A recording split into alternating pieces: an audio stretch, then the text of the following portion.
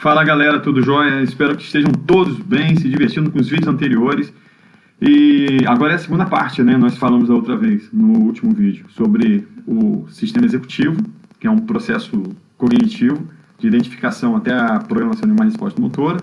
E agora vamos partir para as próximas etapas, próxima parte do sistema do modelo conceitual de performance motora, ok? Estou lembrando até um pouco da última aula. Eu achei essa gravura interessante. Imagino que você está aqui como professor, professora, e você está dando instruções para sua aluna, e você vai falar o seguinte para ela: ok, eu quero que você se prepare para golpear mais cedo, balanço de baixo para cima, mantenha o pulso firme, gire seu quadril, faça o contato na parte da frente, flexione também os seus joelhos e mantenha os olhos na bola. E lembre-se de se permanecer relaxada. O que vai com essa quantidade enorme de informações ao mesmo tempo, se está no início, no nível inicial, para poder aprender a jogar tênis? Tá? A quantidade de informação nesse caso é muito grande. Então, um dos exercícios que eu quero que vocês façam daqui a pouco é criar uma frase que consiga dizer exatamente o que você quer ensinar para o seu aluno. Seria uma quantidade pequena de palavras, mas que dê o máximo de informações para o seu aluno, né? Um exemplo: imagine que seu aluno está aprendendo a biomecânica do movimento para lançar uma bola, tá aqui, ó, lançar uma bola no basquete, certo? Então você pode falar todas as coisas que precisam ser feitas, mas como que a gente poderia resumir isso? Toda a questão da biomecânica do movimento, o cotovelo apontando para a cesta, a bola, empunhadura, tudo.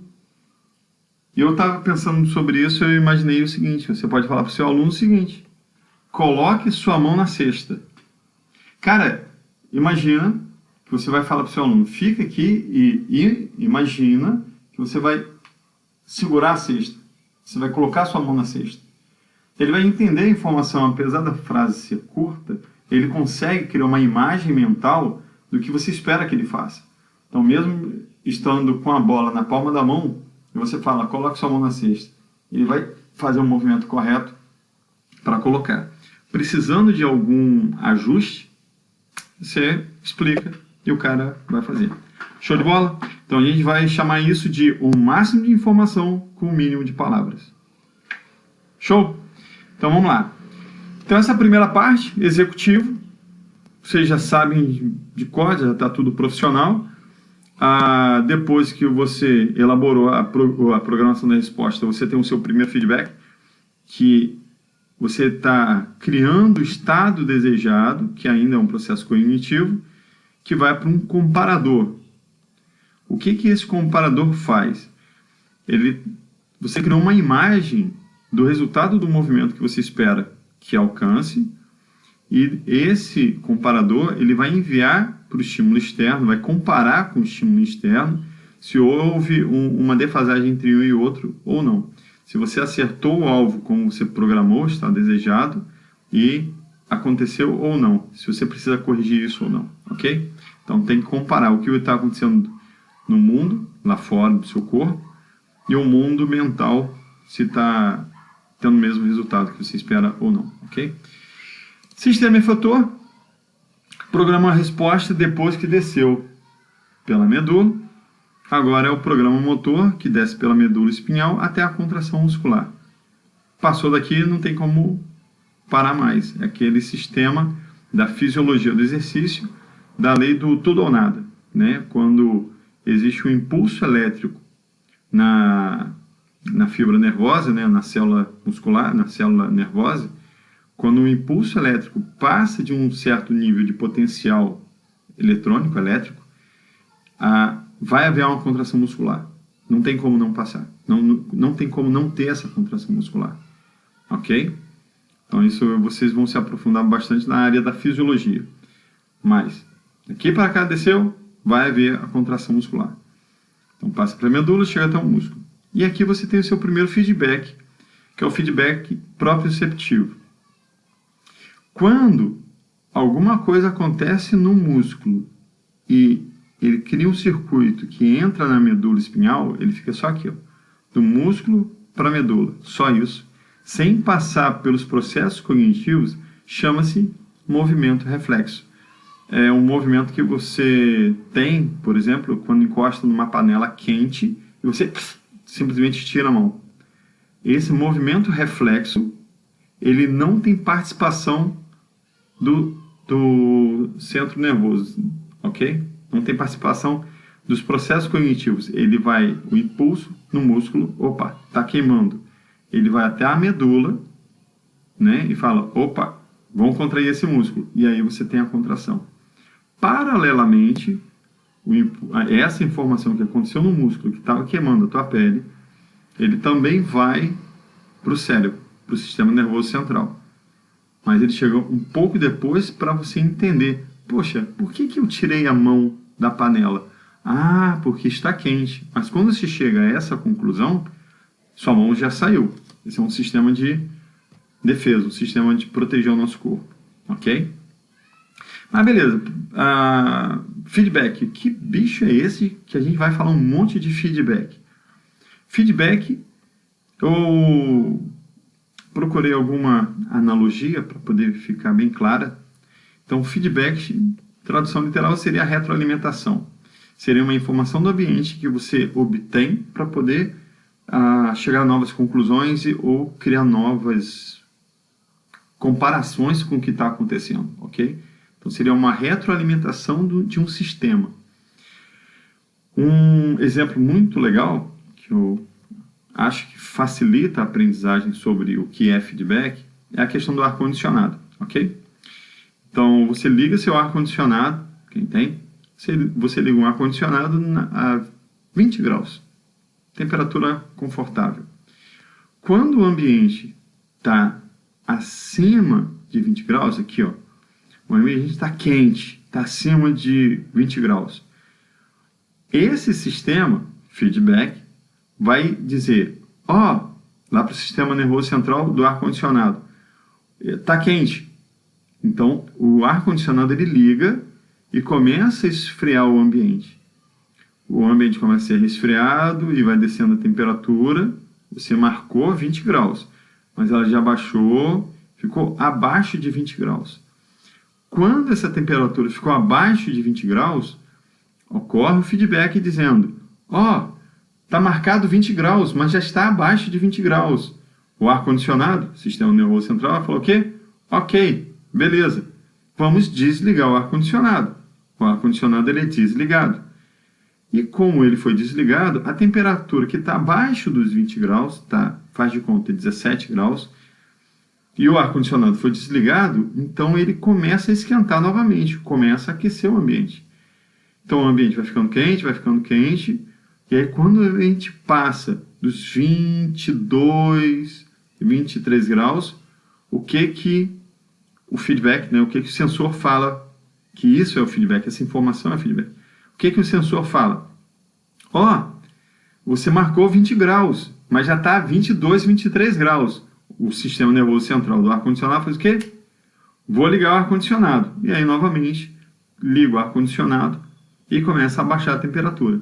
E isso vai fazendo esse ciclo devido ao feedback, devido à informação do ambiente que ele se retroalimenta para poder atualizar o comportamento que ele precisa ter. Tá ok? Então, quando você coloca um ar-condicionado a 20 graus, ele nunca fica a 20 graus. Ou ele fica um pouco mais, um pouco menos, e ele vai criando uma temperatura próxima, para cima ou para baixo, da temperatura que você escolheu ter. Show de bola, galera? Se alguém tiver dúvida, coloca lá no nosso mural, pergunta, e a gente vai se relacionando por lá. Show? Então, o primeiro feedback é o feedback proprioceptivo.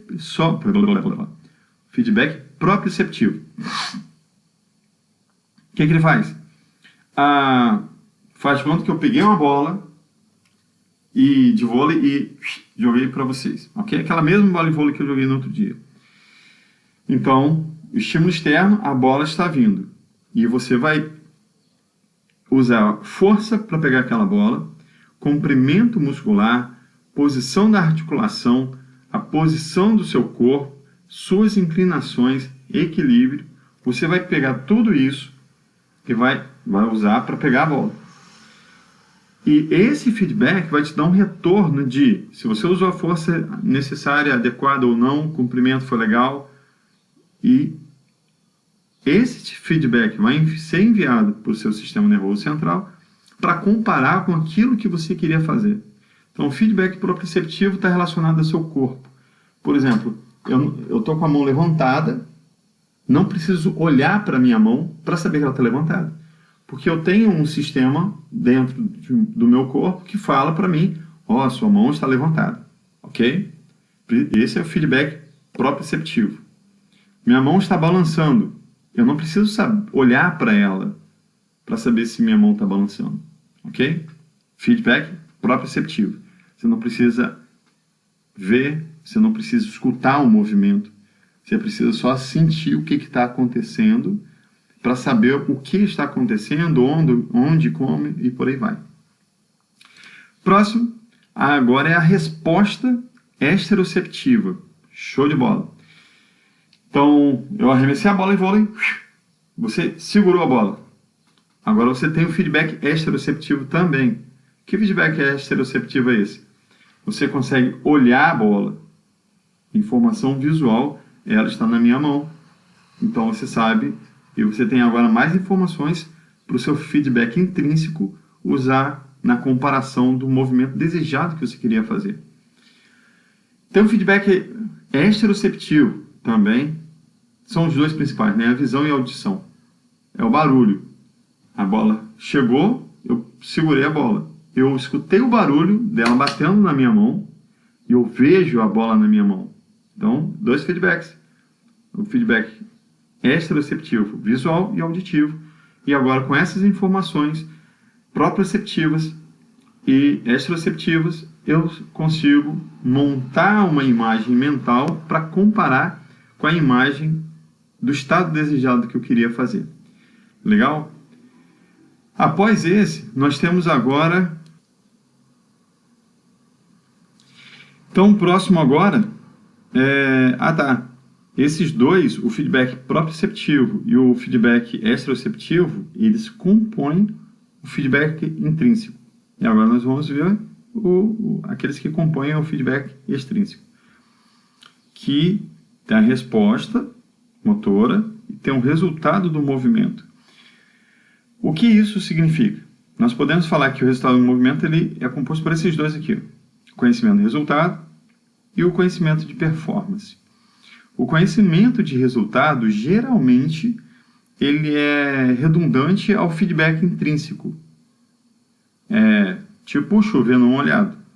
Eu vou dar um outro exemplo. E ele é extrínseco por quê? Porque ele está fora do seu corpo. Então, você faz um movimento durante seu lanche, você está tomando Nescau, e você, ou uma criança, entorna o leite.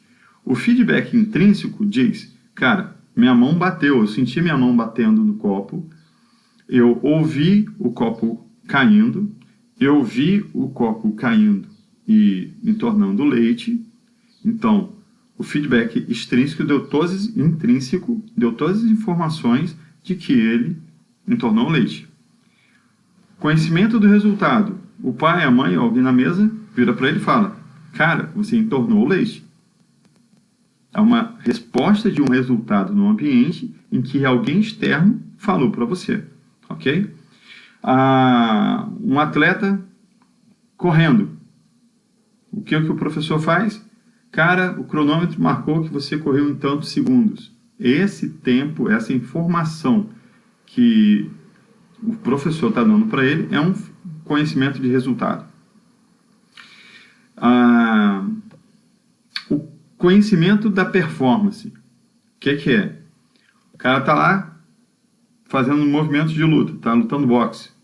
Então o cara fala, o soco acertou, que era o objetivo, conhecimento de resultado.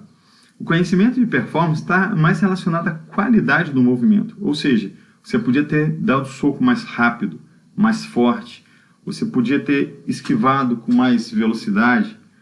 Então, esse conhecimento da qualidade do movimento, ele é chamado de conhecimento de performance. Como que está sendo a sua performance?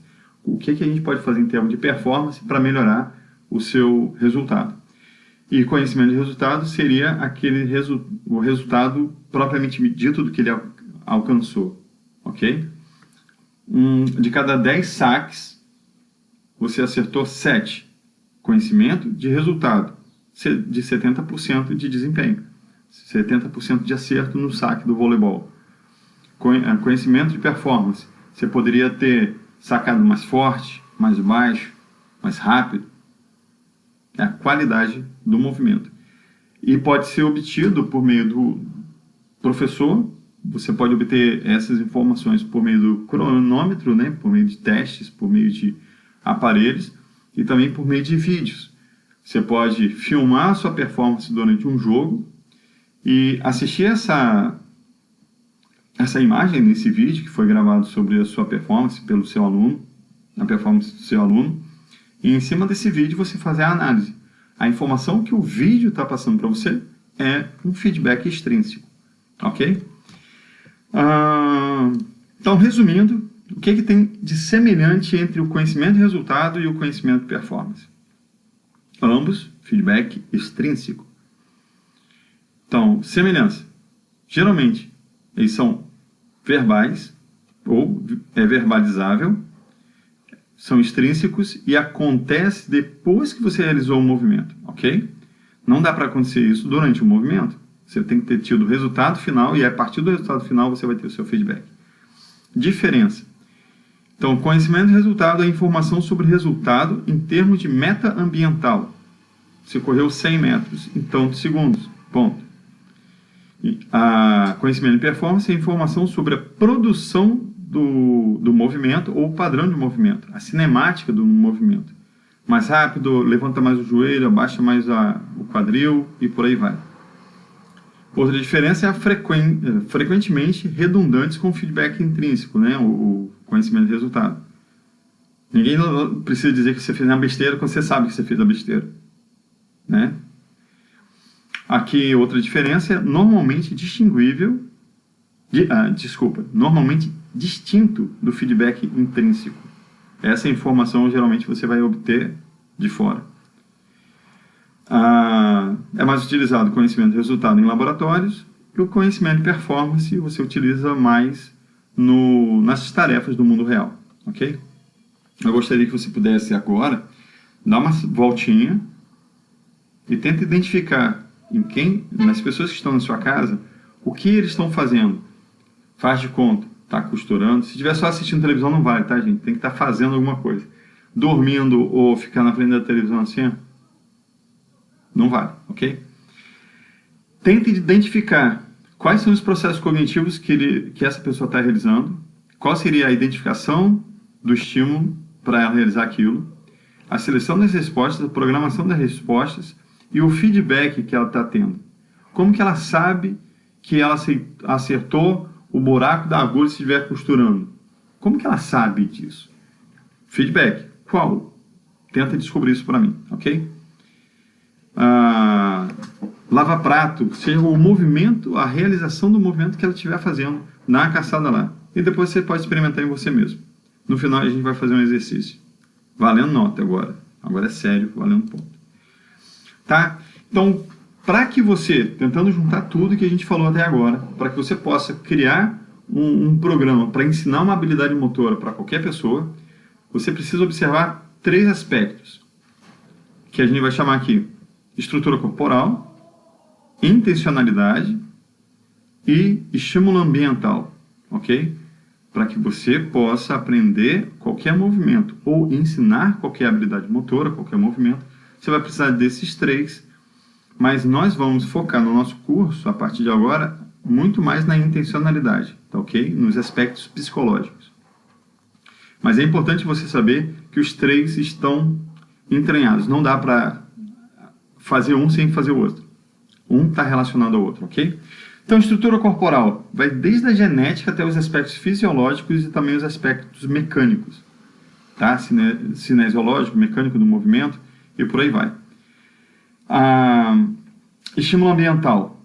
Onde esse movimento vai ser realizado? Onde essa habilidade vai ser aplicada? Qual é o contexto? Ok? Teve oportunidade de práticas, como aqueles camundongos, ou não? Como é que funciona isso? Então, os aspectos ambientais são importantes. E qual a tarefa? A pessoa quer fazer? Qual o objetivo da tarefa? Em que nível é a complexidade dessa tarefa e quais são os níveis de motivação? Um exemplo simples, isso acontece simplesmente em tudo, tá, galera? Esse é um resumo de tudo que precisa ter para que você realize todo e qualquer movimento, até respirar. Mas, vou dar um exemplo simples, eu quero pegar essa caneta está aqui, ó, em cima da mesa. A estrutura corporal, eu quero pegar a caneta com a minha mão esquerda. O que isso significa? Para eu poder pegar a caneta com a mão esquerda, eu tenho que ter estrutura corporal. Eu tenho que ter a mão esquerda. Se eu for amputado, não vou conseguir pegar com a mão esquerda porque eu não tenho o braço esquerdo. Então não dá. Tem que ter os três. Então eu quero pegar com a minha mão esquerda. Tem os fatores fisiológicos, mecânicos, genética. Tudo isso permite que eu faça? Permite. Show de bola. Estímulo ambiental. Eu quero pegar essa caneta, que está aqui em cima da mesa, mas ela não está no ambiente. Como que eu tenho eu tenho a minha mão esquerda, gosto dela. Eu quero pegar a caneta com a minha mão esquerda, mas no ambiente ela não existe. Ou seja, não é possível fazer. Vamos supor que eu tenho a mão esquerda, ela está aqui no ambiente. Provei para vocês, está aqui. Botei em cima da mesa. Ela está no ambiente. A intencionalidade da tarefa, eu não quero pegar. Você manda eu pegar, eu não quero pegar. Ou seja, intencionalidade, se eu quero ou se eu não quero fazer aquela tarefa. Se os três não estiverem relacionados, se os três não estiverem trabalhando juntos, congruentes, não vai funcionar, ok?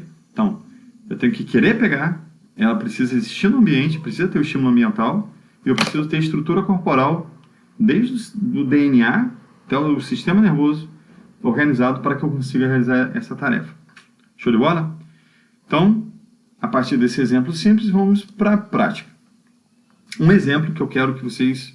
Esse aqui é só um exemplo de um exercício, tá? Então, imagina lá que uma irmã está observando seu irmão mais jovem, tentando receber com as mãos um saquinho de feijão, né? Aquele saquinho cheio de feijão, a irmã mais velha joga para o irmão mais novo. E ela observa que os olhos do menino estão se focalizando mais no seu rosto do que no saquinho de feijão. E o menino não pega o saquinho de feijão com a frequência esperada, ok? Então ela joga o saquinho de feijão, uma vez ou outra, facultamente ele pega, a maioria das vezes ele erra. Por quê? O que está acontecendo? Então nós temos aqueles três aspectos para perguntar. Então algumas perguntas que eu coloquei aqui para poder clarear diz: do que depende desse menino de pegar o saquinho de feijão? Qual a idade e nível de maturação do menino? Dependendo da faixa etária, ele não vai conseguir, porque ele não tem estrutura nervosa suficiente, madura o suficiente, para poder organizar esse movimento. Qual é o nível de habilidade do menino? Seria o quão grande é o saquinho de feijão? Porque se eu pegar uns 5 kg de feijão, pega menino! Pá! Matou a criança, bateu na cabeça dela, aí não dá, né? Então, é um aspecto do ambiente que precisa ser observado. Quão distantes estão os irmãos um do outro? Uma outra variável. Por que o menino está olhando mais para o rosto da irmã do que para o saquinho de feijão? E que estágio ou estágios do processamento da informação poderão estar contribuindo para os erros de recepção dela? Ok? O que está rolando? Então, vamos lá. Estratégia. Pensaram sobre o de lá? Então, vamos lá. Quais estratégias a gente poderia utilizar? Determine o que o menino está tentando fazer quando tenta pegar o saquinho de feijão. Você observa. Tenta entender o que ele está fazendo. Tente identificar os estágios do processamento de informação. Ok. Tente identificar que estágios do processamento de informação poderão está contribuindo para o problema de recepção do menino. Sugira algumas coisas que a irmã mais velha poderá fazer para aumentar o sucesso na recepção do seu irmão mais novo, mais jovem, e uma explicação do porquê cada um desses poderá funcionar. Um exemplo da resposta é: se o menino é muito jovem ou lhe falta experiência na recepção de objetos, ele pode não ter ainda a coordenação para alcançar um bom nível de sucesso. Reduz as demandas de identificação do estímulo, pedindo para o menino olhar apenas para o saquinho de feijão cada vez que tentar pegá-lo. Reduz as demandas da seleção das respostas e de programação de resposta, encorajando a irmã a lançar o saquinho sempre de uma maneira semelhante, mesma velocidade, mesma trajetória, mesma distância, cada vez que ela for arremessando, ok? Se for num ambiente que tiver um monte de criança correndo, um monte de distrações, procura eliminar o primeiro estágio lá, que é identificação do estímulo. Explica para a criança, dependendo da idade, para focar no saquinho de feijão, diminuiu, não olha para nada nem para ninguém, ou tira aquela criança daquele ambiente que tem muitos estímulos, para que ela saiba exatamente o que ela precisa identificar. No início, pode pedir para ela ficar com a mão parada e a irmã joga na mão dele para ver se consegue pegar, ou seja, já está criando mapas neurais para onde a mão dele precisa chegar para segurar o saquinho de feijão, e já está preparando para a seleção da resposta e a programação da resposta. Depois pode, aos poucos, modificando a distância, a velocidade, a altura. Ao invés de jogar reto, pode jogar mais alto para cair na mão dele, e ele observando o saquinho de feijão. Então, essas variáveis que você vai conduzindo dentro daquela brincadeira, daquele contexto, para ajudar a criança a ter uma coordenação motora global melhor, para adquirir, segurar o saquinho de feijão, tá indo bem. Tá entendido, galera? Show de bola. Então, imagina que vai chegar um aluno na sua escola lá. Quando você olhar a criança, olhar uma pessoa, você vai saber que você depende de 3 coisas, ele depende de 3 coisas, para vocês dois trabalharem: estrutura corporal, intencionalidade e estímulo ambiental. E ele está aqui, chegando na sua aula, ou já é um atleta, mas você, como professor, quer ensinar uma nova série para ele. Então vai ser o seguinte: um técnico de ginástica está tentando ensinar para um atleta uma nova rotina nas argolas. Do que depende? Coloquei algumas, você pode criar outras. Há quanto tempo esse atleta pratica ginástica? Qual é o nível de competição do atleta? Esta rotina contém movimentos que o atleta nunca tentou antes, ou tem movimentos que ele já tentou antes? Se tem, quais seriam? Qual é o tipo de feedback de maior utilidade para o atleta? Seria o feedback extrínseco? Seria o feedback intrínseco? Como que você pode estimular ele a observar o feedback intrínseco? Como a gente falou na outra aula, você pode fazer por meio de perguntas. Cara, você tentou alcançar tal resultado. Como que você fez para errar? Como que você poderia fazer para acertar? Vamos tentar essa estratégia que você falou para mim? Então, beleza. Então, sugestão de estratégia, você pode criar uma estratégia para ele sair daqui, ó, sair daqui e aprender a rotina da argola. Então, você pode criar uma estratégia para a prática e feedback, que permita que o atleta reúna e desenvolva progressivamente as habilidades requeridas para uma nova rotina nas argolas e seja capaz de executá-las em uma competição. Qual seria o passo a passo? Qual seria os momentos para que ele saia de onde ele está hoje e chegue onde você quer chegar, onde ele quer chegar? Então, essa é uma coisa muito interessante. Sempre que você for ensinar algum movimento, aprender algum movimento, você precisa fazer uma avaliação diagnóstica para saber como que está o aluno hoje.